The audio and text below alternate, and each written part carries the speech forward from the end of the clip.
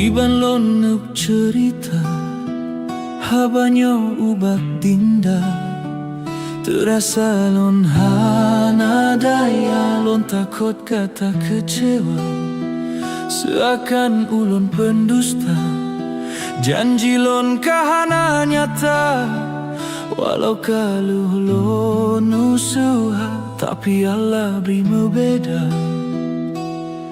Mebacut hana lon sangka Uronyan trohiraya Jolame yang kalon mita Gada di bahan mehoka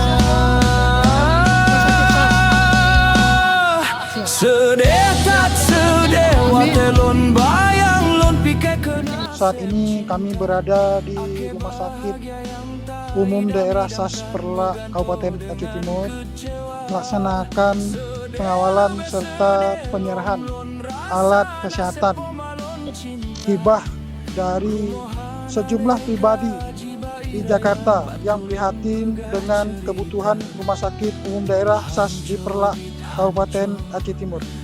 Alat kesehatan ini difasilitasi penuh oleh Polri dengan dukungan Bapak Irjen Pol Laksana dan Brigjen Pol Dr.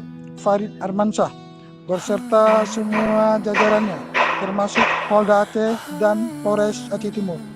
Kami selaku anggota Polri sangat menghargai dukungan masyarakat terhadap bencana banjir khususnya Kabupaten Aceh Timur. Semoga bantuan ini dapat memberi manfaat yang sangat berarti bagi masyarakat Kabupaten Aceh Timur.